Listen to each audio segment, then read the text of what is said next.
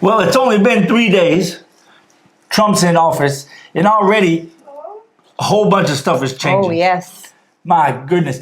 And tomorrow, 24 hours from now, is the official deadline for the ceasefire in Lebanon. And what did Israel say? Well, we'll have to talk about all of that. Yes.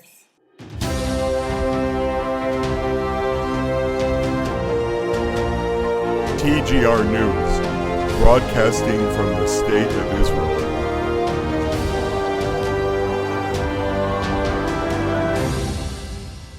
Welcome back to TGR News. Hello, hello. Thank you guys so much. We are so blessed to be a part of this thing together with you, supporting the nation of Israel, supporting the children of Israel. Thank you so much. This week we were able to make a big order to fill up the store full of food again. Man, prices are crazy. Yes. Over 10,000 for that delivery for this week's worth of food. It's crazy. But thank God, everything with you guys, it's the Lord's making it possible through your works. So thank you guys so much for supporting these people here, supporting the ministry. And we're still the same ministry, by the way, also keeping our eyes on the future when we have to bring Jews home by boats.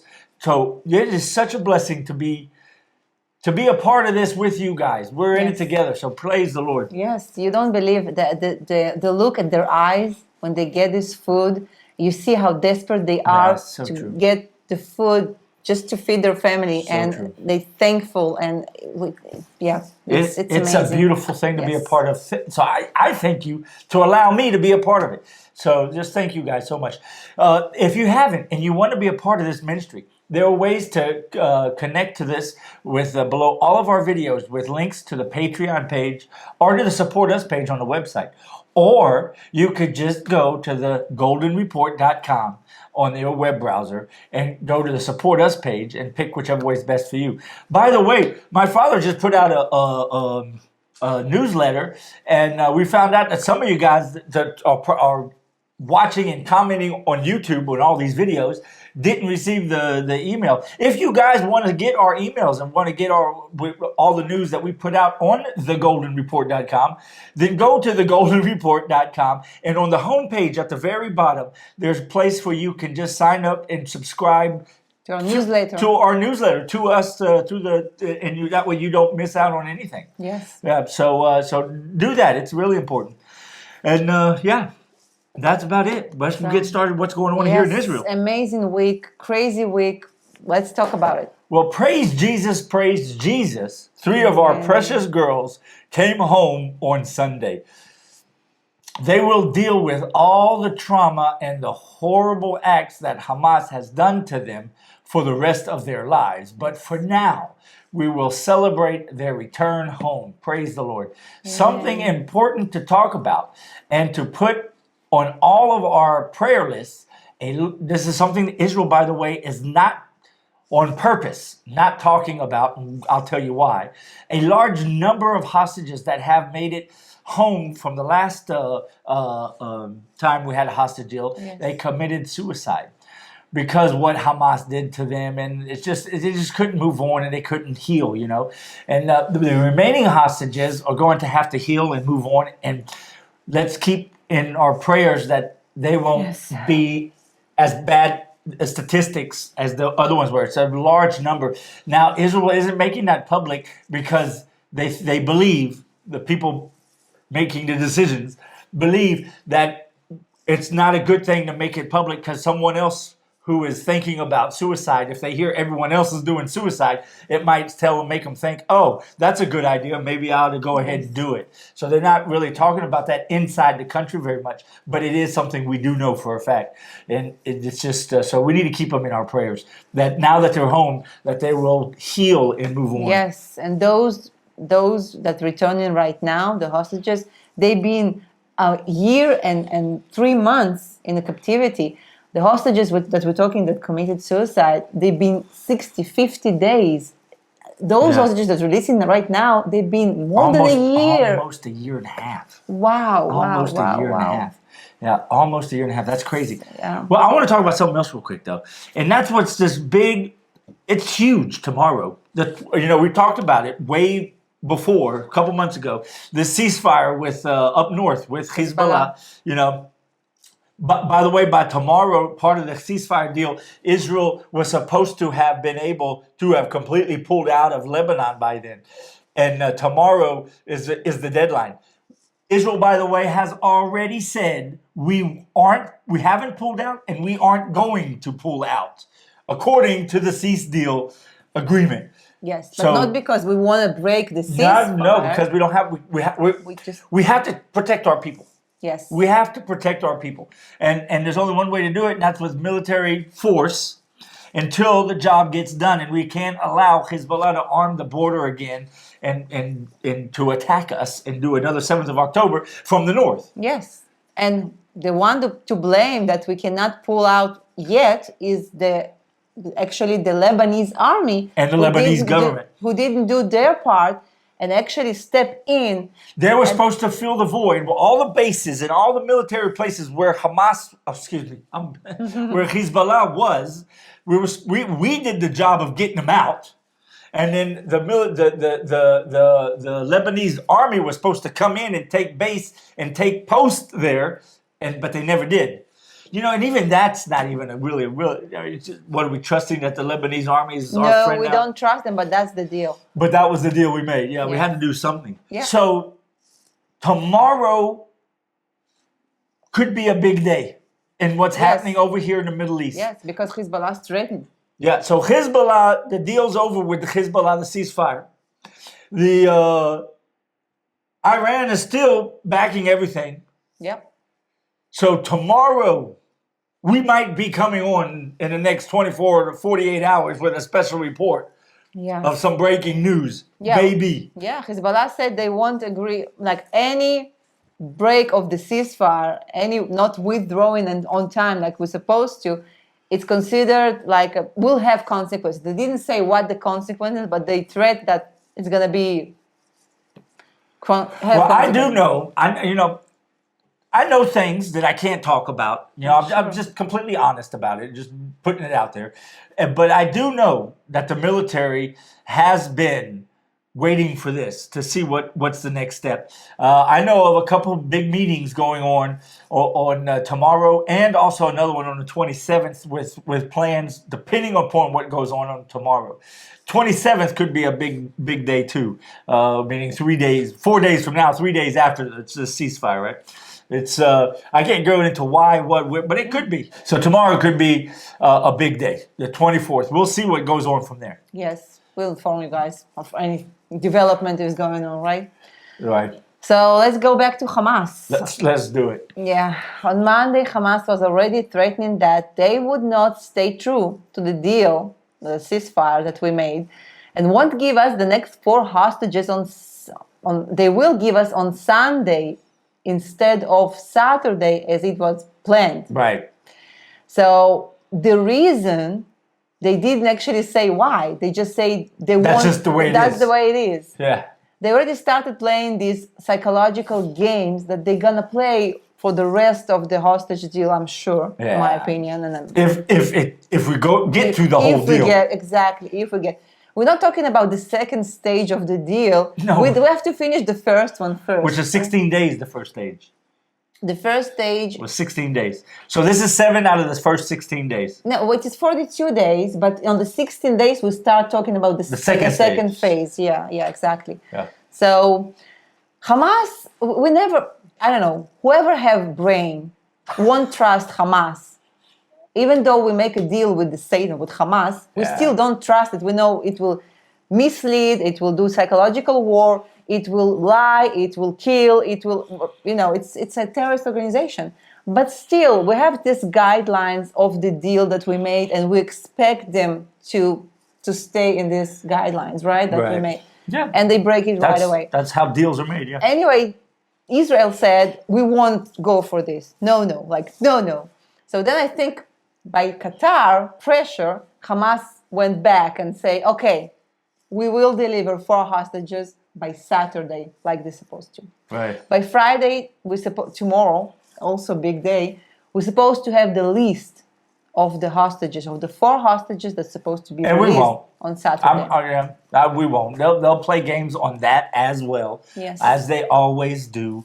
They always have to, play some kind of power Yeah. play or card, or they play their little games. Yes. Did you see them standing on the white trucks? They're going around, finally putting the best military uniform. I wish they put the uniform in there when I was when they were fighting. Exactly. They used to, and now Yeah, they're could doing see this who they V, were. like victory. Did you, for the last more than a year, you were hiding underneath the in ground the tunnels and running through behind- with civilians in behind civilian clothes, not with exactly, no uniform. in civilian clothes, and now proudly putting your uniform and doing this, Yeah. like you're winning. Oh, Yeah, well, that's another ridiculous. piece of the puzzle. That's what's coming down. Like we said, tomorrow's a big day. Yeah. Well, on Tuesday, Herzi Halevi, the commanding chief of the IDF, quit his position, or at least said he will leave, and he's quitting on the 6th of March. In my eyes, this is a good thing. Just, he was not a very good commanding chief, if I put it lightly. And it was the left-wing government. So don't forget, it was the left-wing government who pushed him down our throats at the very last minute on their previous term, when they had a year and a half with Bennett, right? Yeah. He said that he always knew that he was going to quit. He was just waiting for a time like this with the ceasefire, which is, by the way, the ceasefire for the first time since October 7th in the north and in the south. Yes. Because we've been in a ceasefire with Hizbollah, and now we just started a ceasefire with Hamas. It's the first time we've been in a ceasefire everywhere. No war going on right now. Yes. Well, no Visible war. We're like in the Cold War now. Yes. Right. Yeah. Well, I'm not upset that he's leaving. I'm not upset too. I noticed with Herzi Halevi, that been appointed 1 week before the left-wing government finished their term. It's very last minute, 1 week before. And he was, with Herzi Halevi, I understood that there is a politics in the army. Unfortunately, it happened this past year. Yes. Well, actually, no, excuse me, past year and a half. Yeah, when they started all this And protest. that was what I was going to talk about. I remember military. I've been in the IDF for 25 years. And all those years I was in the military, and I'm in places we get to know some high people, right? The military was non-political, as it should be. But right before the 7th of October, you guys remember the left-wing protesters, which were able to get the fighter pilots in the Israeli Air Force to protest and not fly the planes, which is part of the problem on 7th of October. Ever since then, all of a sudden, politics became a thing in the military. I remember a military where your commanding chief, whether he had left-wing or right-wing ideology, it did not matter. He did his job, and he did a good job. He was either a good one or a bad one, but it had nothing to do with his ideology. Yeah. He just did his job. Yes. Right? And the job is keep the military as sharp as possible, as ready as possible, try to move forward as much as possible. That's the simple job of the military. And politics is for politicians to decide. Right? Yes. But now it's not that way anymore. Now your generals in the IDF are already politicians. Yes, it's so sad. It is sad. And even if the general agrees with my side, I still don't think it should be. No. The military should be no politics. No place in military for politics. I agree. Well, also this week we had a terrorist attack in Tel Aviv, where the terrorist was stabbing every Jew he could find, as just on the streets, just as usual, all the Israelis, right? Seeing how this is just one of many attacks we are dealing with here in Israel, what is important in this particular terrorist attack was the Arab that came from America, and the whole point is he had a green card. One of the many of the Biden that had let him in, all those immigrants that he let in. So this plays right into Trump's cards, and because it's exactly what Trump has been talking about that he needs to do in America to eradicate all these radicals and fix a lot of the problems that the Biden administration caused. First of all, thank God no one was killed in this attack. There was 4 injured. Yes, thank God for that. But this is a first ever never had an Foreigner. American. Now listen, this guy, when he came he flew in to the Tel Aviv airport. When he landed, he was flagged as suspicious, pulled aside, and interrogated. The Shabak, I guess you call it Israeli FBI, for lack of better, Shin Bet, yeah, Shin Bet, came in, saw his American green card as an American citizen, and on the basis of the green card alone, let him pass. Said, okay, well, he's got to be okay. He's American. We'll let him go, which is something Israel's always done. They've always given a little more leniency to Americans because Americans are America is Israel's best friend in the world. Yes. Right? So they give their best friend a lot of leeway. But so this is the first time anything like this has ever happened. Yes. I pray to God it's the last time anything like this has ever happened. I hope, yes. But Trump could use this to do a lot of things. Trump, I lost count. 3 days in, and I've already lost count of all the legislation he's already passed. Every picture you see of him, he's just sitting at the desk signing another law, and doing and talking and doing everything else. He's very busy. Well, let's talk about Israel. Only what he did for Israel, it's like a huge list already. Biden administration has been holding back 2,000 and plus pound bombs from Israel for over a year. Trump, first thing he did, he let Israel have it. Yes. Give us everything we need, yes. And including the D9s, everything else. But Houthis, the Yemenis, they've been on the terrorist list. Then Biden administration pulled them out from the terrorist list. Trump put them right back. Yes, that's where they belong. That's where they belong. Absolutely, amen. Well, listen, like we're saying, Trump is a game changer. Yes. For everything, for America, for the Middle East, and for the rest of the world. But we'll see what's happening in the next couple of days. Tomorrow, huge day. I almost thought that maybe we should. I know we always post our videos today, always.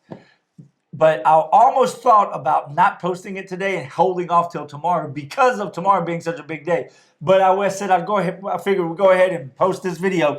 And if something big happens tomorrow, we'll just make another video. We'll be glad to see you tomorrow too. Absolutely. Yeah. So tune in tomorrow. Anything else you want to add? I think that's it. I just wanted to thank you guys for everything again, what you're doing for us. And I don't know, I just feel this love coming from you. And it's amazing. It's amazing. It's something that, I don't know. It's true. Yeah. Thank you so much. Oh, you're 100% correct. I feel your love. Ola feels your love. Yes. And I tell you what's even more important than that. The people that you are a huge part of their lives. Yes. The people that you feed, you're feeding them. They feel your love. Yes, exactly. Praise Jesus. Thank you so much. Yes. Don't forget to join us on thegoldenreport.com. And until next time. Shabbat Shalom. God bless.